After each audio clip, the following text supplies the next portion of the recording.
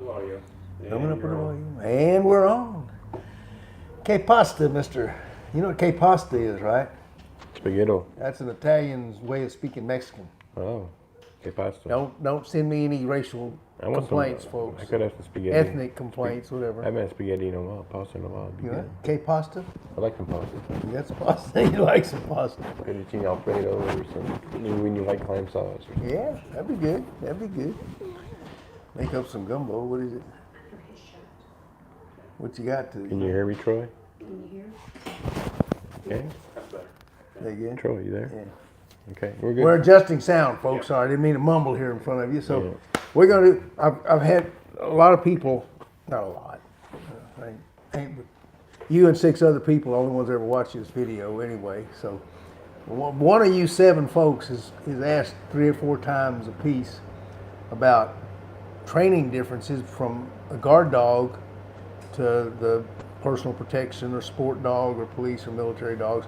And there is a major difference in the way, at least the way I work the dogs in my company. And like I said, we had 20 years without a theft, and 20 years with many attempts. Well, not 20. We had about 6 or 7 years with a lot of attempts. And word got around, and they just didn't bother my signs anymore. So anyway, what I thought we might do is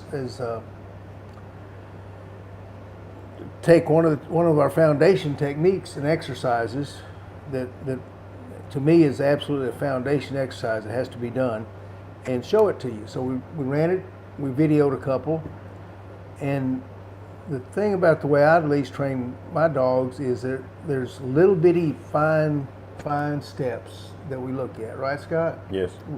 I mean, it's what do you call it? Not minute, it's technical. It's Paying attention to details. Detail work. detail. There you go. It's detail work. It's highly detailed. And we'd run it through in a video, and on a video I wouldn't have time to explain everything, and starting and stopping was. So I got to thinking, well, they say a picture's worth 1,000 words. So we set up a deal. So we're going to show you. These are all pictures shot from a video. We took them all out, made freeze frames with them. Got quite a few frames here. If a picture's worth 1,000 words, and we got several thousand words here, which that's probably true, because I've noticed when I cruise the YouTube verse that all the protection dog trainers, when they're explaining something, they usually need several thousand words to get the message across. So what we're going to try to do is we're going to use a picture instead, because we all got other things we need to do tonight before bedtime, right? So this exercise, excuse me, this exercise is one I call a slingshot. It is, once the dog is solid, biting, maybe outing, maybe not outing, it's not necessary. This is what we're going to do to start developing fighting styles. Not fighting styles, yeah, fighting styles. This is how they disable a man in the beginning. And if any of y'all watch this, I always talk about hitting high center mass, because the reason that when the Germans started the first police dogs, or the Belgians, they argue back and forth about who started it.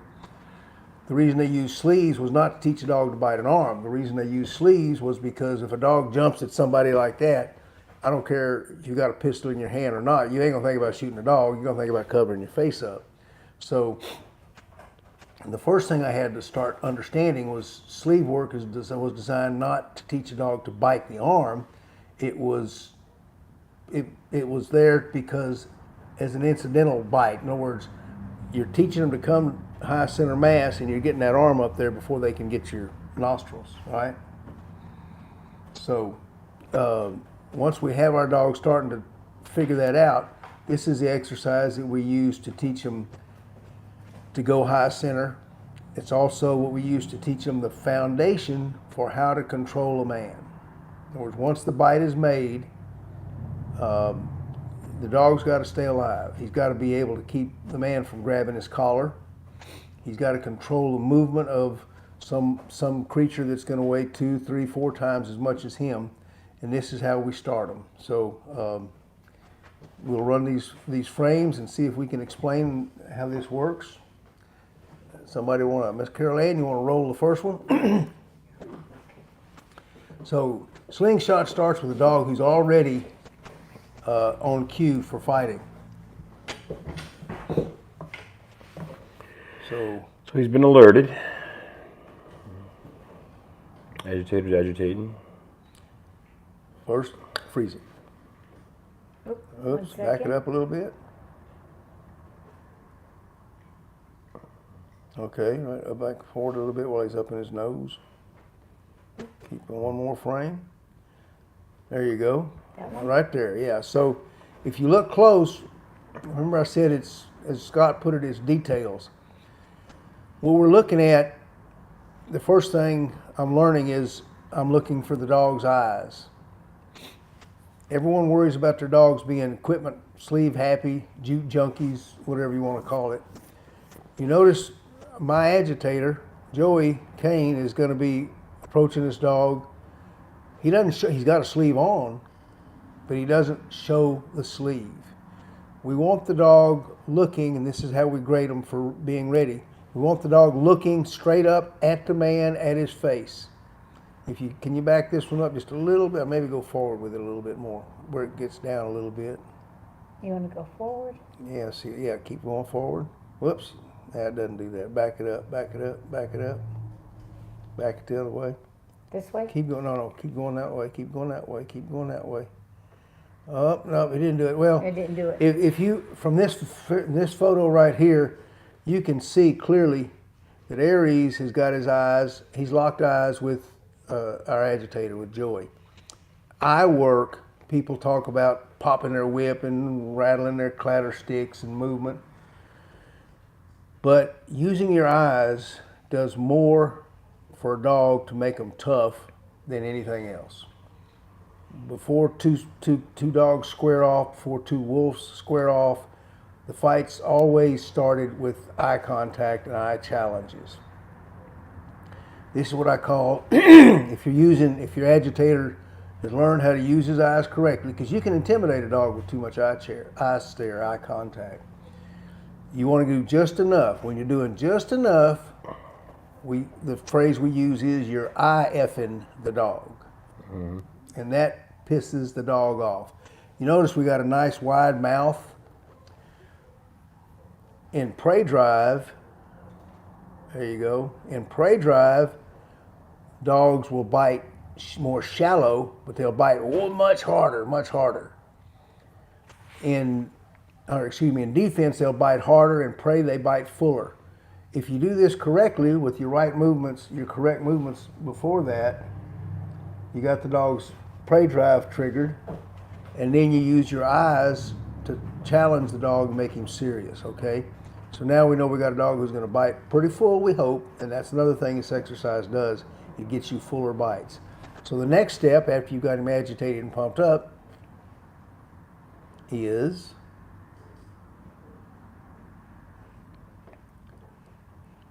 here you go. We're going to get him up right there. Stop it. Go back a little. A little more. Now, okay. Right there. Okay, so we'll start it up until we get our letters, Carol Ann. Oh, till we get our letters, you got it. So what he's doing is he's coming in on the dog, and as he comes in, It's right there. There it is. all right, there you go. As he's coming into the dog, and he wants to keep, you notice he's still at about the same distance that the dog was to his body. In words, he's staying close to the dog. Scott, our handler, is reeling his dog back in towards him. And every time the dog goes back a step, Joey comes forward a step. So he's keeping the distance between him and the dog the same. What we're doing at this point is really frustrating the dog. Daddy's dragging him back, but the guy's still coming at him, and you notice he's looking down at him, over him. Again, we're trying to keep the defense drives, hormones kicking in and working. That's going to ensure a really, really, really hard bite. So he brings him back. He follows him backwards as they're going backwards.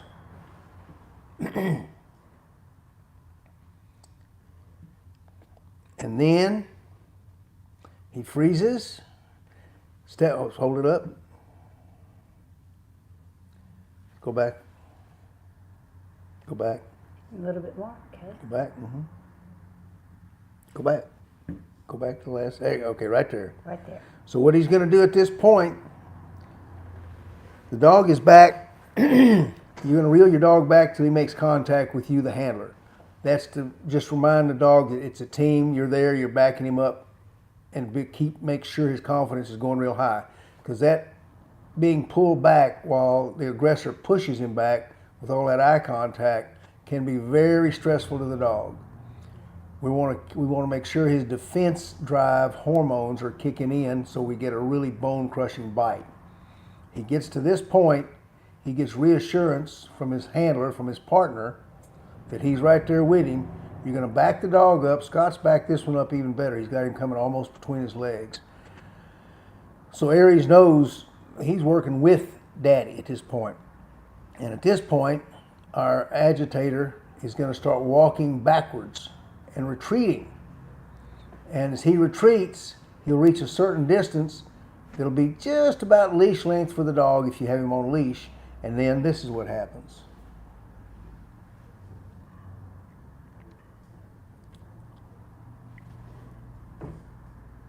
Whoops. Oh, right there.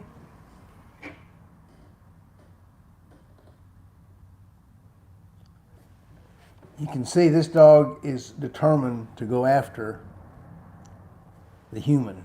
And that's what we're looking for. This is done, this whole exercise, agitation, 2 or 3 passes, tracking that dog, stalking that dog back towards his owner, and then contact with the owner has built up a whole lot of frustration in this dog. He's ready to go get something. There's one little frame where you can see the slaughter coming out of his mouth. So, whoops, Okay. don't let me touch Did it. you drop the leash at that point, or are you still holding the leash, Scott? No, well, it's depending. When you start with young dogs, you're still holding your leash. Okay. And so, there you go, right there. Just go ahead and roll it from there, Carol Ann. I'll just let her go. Okay. So now he's going to do his send. This is one of the first times this dog has done this. So this is where we start getting the fine points. This is, as he launches, he's going to pop that sleeve up for the first time. Again, he's going to put the sleeve between the dog's jaws and his nose. And you can see how wide the mouth is.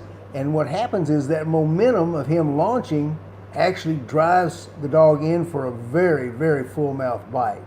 Very, very deep. You can see it right there. And again, if you see a little white spot, that's his eyeball, the dog's eyes. And you can see he's staring straight back at Joey. He's staring right in his eyes. Yeah. He's challenging him, Troy. Yeah. It's just, I can take you. He knows who he's fighting. It's no different than a boxer throwing a punch. He's looking at his opponent's eyes, but he knows it's headed straight for his He chin. ain't far from his face either. Well, he ain't far from his face, and that's how we want them. So, but these are, now we're going to see some fine details of, thank you, Troy, Scott. So, well, okay, so I said like a boxer. Let's stick with that analogy. What we've got going here, you see where the feet are. And in almost every, I've never seen dogs taught to use their feet. We want our dogs to have their feet up and forward. There's a lot of things different about an agitator in guard dogs that you don't do in any other sport. The main thing we try to tell everybody is you always profile when you catch a dog. You never face a dog full frontal. That's what they're going to be doing in almost any sport. They're going to stand right in front of the dog, be a bigger, I guess, challenge to him, and see if the dog will overcome his fear and come and take the guy out. What would have happened if Joey had been facing this dog like most of the sport decoys, or even some of the guys who do the police, like most decoys, facing full frontal? Them paws would have, Crotch shot. yep, clock shot. He took him out. That's what you got. Well, you see where the paws are right there, level wise. That's what he's saying. Yeah. Yeah, exactly. And if they were a little higher, and Joey's 6'2", 5'2". Yeah, he's a tall kid. Yeah. So if you're shorter, if you're 5'9", 5'10", average height, those feet are going to be right in your breadbasket. Yeah. And I'll show you how that pays off in just a second. Think of these feet as a boxer's jab. It's going to lead in and set up his opponent. And he's setting him up for a good right cross or a hook or an uppercut. And that's what that mouth is doing.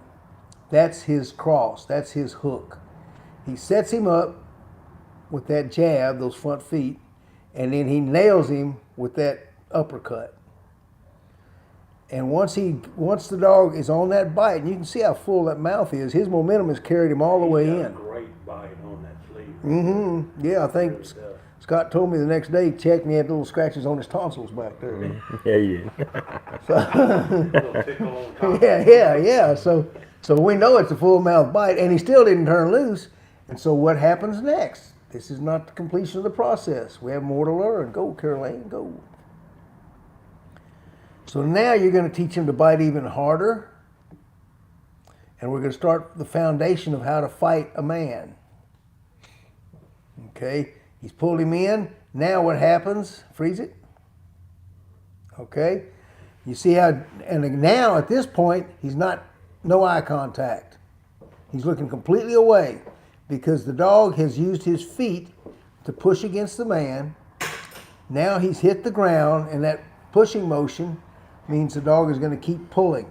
We want to think we want the dog to think, pardon my stuttering, Scott. We want the dog to think that he has just overcome his enemy. And he's winning, and the way he's going to win is just like a wolf in a pack.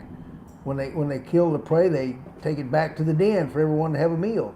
So he's going to start pulling back. This is going to begin the process of teaching the dog to pull a man off of his feet. The other thing it's going to do is it's going to keep the dog safe. You want your dog as far away from the man's body as possible. If he's up close to the man's body, he's got a free hand. He reaches over, grabs the collar. You slide it up to a certain point, twist the collar, count to 12 to 14, depending on the size of the dog's neck, and that dog is passed out. Go ahead and count up to 18 or 20, and that dog is probably dead. So the last thing you want is a dog up next to a man's body. Since he hit with those feet like that and literally pulled, using Joey's body to pull himself away, when he pulls Joey back, he's safe. Now, that doesn't mean he gets to win, because he's got to learn he's got to keep his heart and soul in it. And so what we're going to do next is reverse the motion. And now you see where he's at. You can, stop. That'll work. Now what Joey's done is pull him slowly back up. As he's pulling up and away, the dog is going to have to start biting harder to keep from losing it. You're going to bring him up high enough so that he's carried, depending on the dog's experience. You want to get him up where he's holding his own body weight up in the air with his mouth. Right here, it's essentially a canine chin-up. He's pulled him up. He'll pull him up till the dog can fear losing the bite, and he's going to bite harder. What we're going to do over time is build a conditioned reflex where the dog hits with a very full mouth bite, and as soon as he hits, he bites as hard as he possibly can. This is also because now when he feels him crunch down harder, when the dog increases the pressure of the bite, he's going to give like he was a minute ago. He's going to squat down, let the dog pull him out several feet. The dog's going to start understanding that he wins by biting hard. And then he's going to pull him up again and challenge him. And remember what I said about eye contact. When the dog's pulling away, you saw Joey looking straight at the ground. Because we don't want the dog to be challenged. We want him to think about pulling. Now when he pulls him back up, he's going to look him in the eye and start that challenge process all over again, so the dog is even more determined, hits him even harder with his front feet, and if he hits the ground, really tries to jerk him on his butt. So run the whole series one time, Carol Ann. Take her back to the beginning, and we'll see.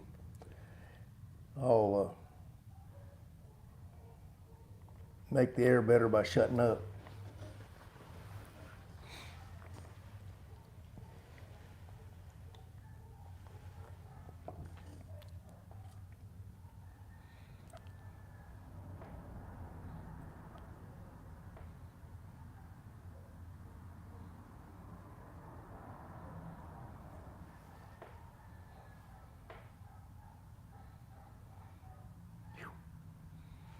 That's a full mouth bite. Oh. You give, and then you take.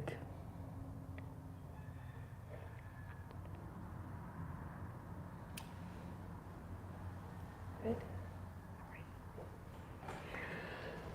So What do you think, Scott? I broke it down step for step, and that's basically what it is.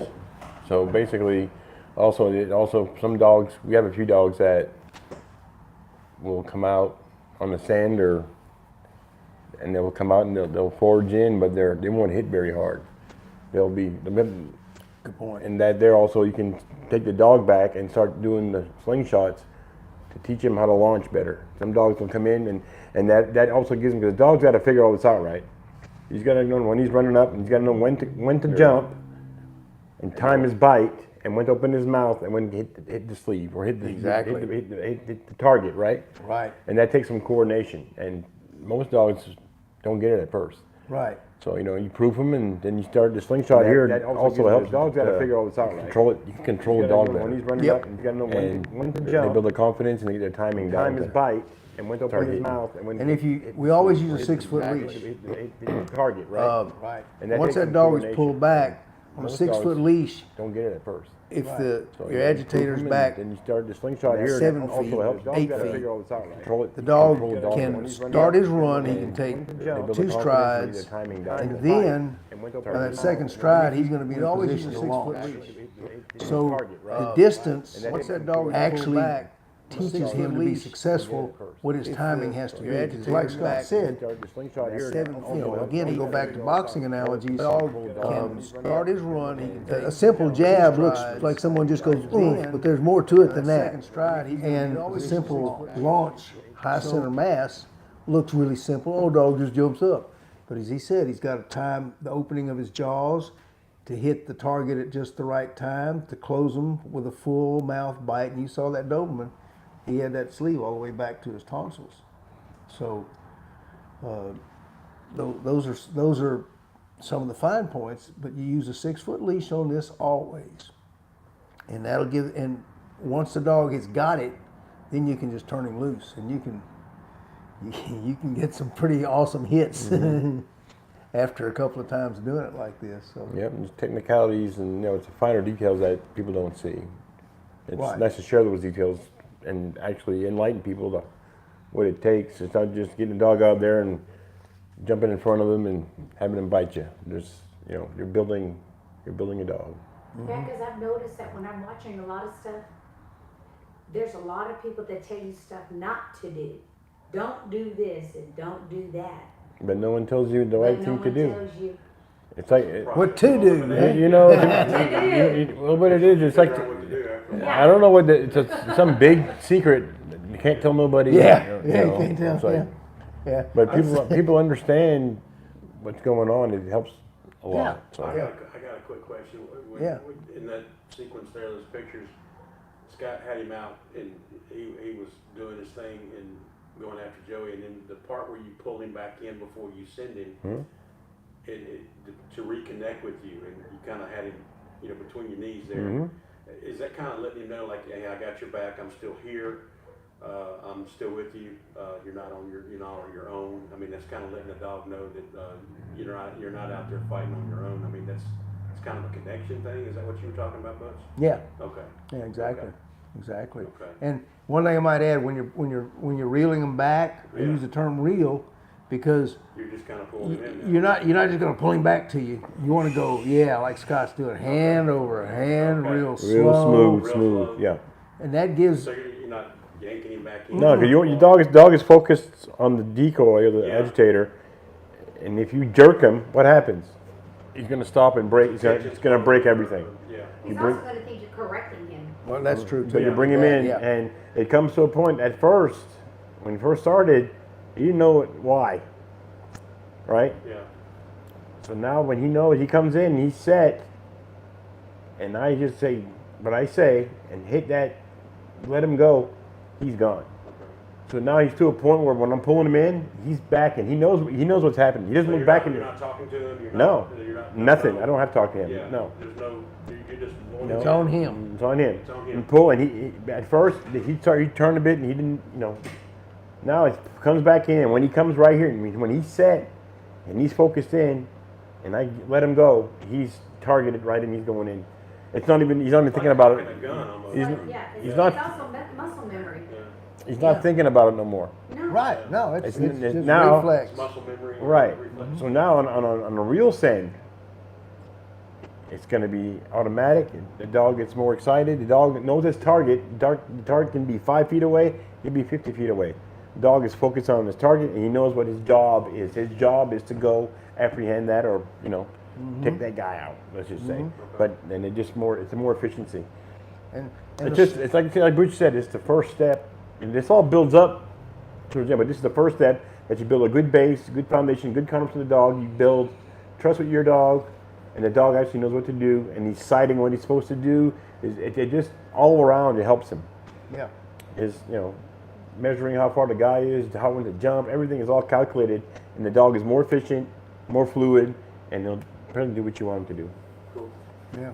So, and of course it culminates at the end with if any of y'all have seen that video we put up of my old boy Cochise, with the decoy trying to kick him and then trying to hit him with a stick, and he tries to kick him, he tries to hit him with a left hand, he tries to hit him with a right hand, and Cochise don't get hit. Old boy ends up on his butt, and he's pretty safe on his butt. He ain't gonna hurt nobody. So this is the foundation for that. Right, because your foundation is built right, so the dog knows what to do, so he's cool with it. So if you're coming at different angles, an arm or a stick or something, it's automatic. He already knows, he's confident in his bite, he knows what he's doing. Boom, he can actually, rebite. Yep. And it's not a rebite, it's not typewriting. That's what people call rebite when the dog is typewriting. The rebite is actually, we showed videos of this, when you go to strike the dog with your other hand, he will block you.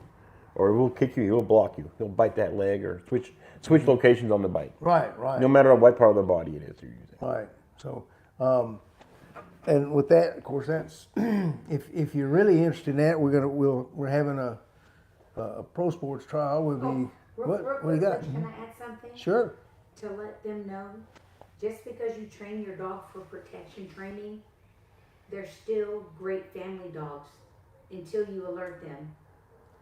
A lot of people are afraid of getting a dog, making it a protection dog, thinking it's going to be mean. Absolutely. The way that we train, our dogs are not mean. They're friendly until you say that one word. Yeah. And let me elaborate. Thank you for Yes, bringing that up. you're That is welcome. good. I keep talking about little things we do, and we're using the eye challenges that dogs use when they fight each other. We're using certain movements, like natural movements, to teach them how to use their feet.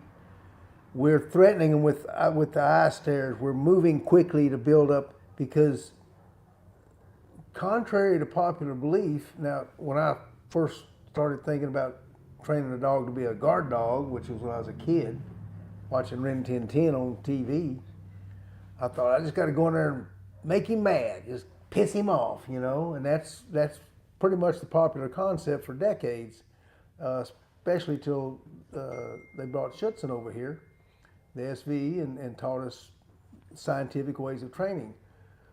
If someone is afraid of their family dog becoming a mean dog, think of it this way. When done properly, I'm not saying everybody does it properly by a long stretch, but when done properly, all we're doing is reaching down to the natural instincts and what I call sense of responsibility, pack responsibility. Not a drive. It's not pack drive.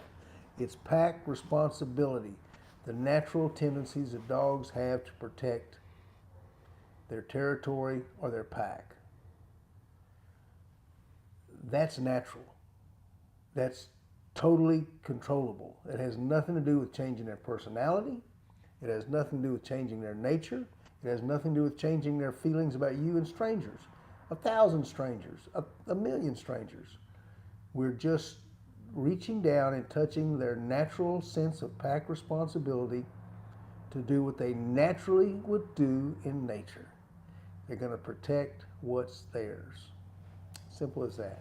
Simple as that. Well said. Yeah, thank you. It was what I said. And if you want to learn more about that, you can join us in Morton, Mississippi. Mississippi, Yeah, Mississippi. About June 8th, June 8th, Saturday, June 8th.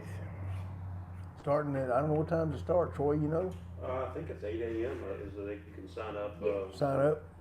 Come in and register. Okay, we'll be having our second pro sports trial certification and trial of the year. Mr. Daryl Thornton, one of the outstanding law enforcement individuals in the South Gulf Coast region, is putting this one on.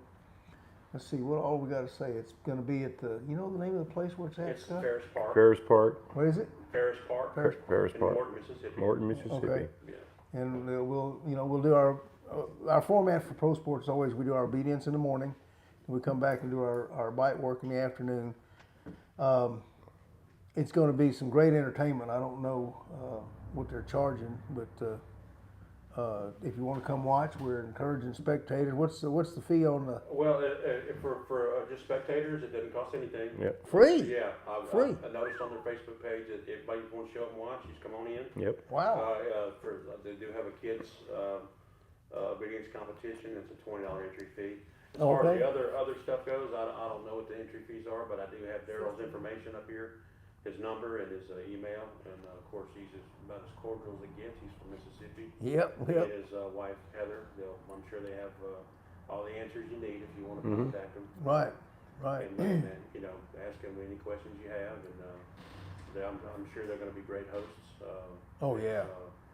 And have a good time. I wish I could go, but maybe Yeah. next time. But a bunch of y'all are going, and I think they're excited about that, and ought to be a great day for y'all. Yeah, and there's also Daryl doing something a little different than he's going to have. Of course, we've always done a youth division in pro sports, but he's also going to have. He's got some beautiful plaques. I've never seen them in black and gold before, but beautiful plaques. We got medallions, trophies.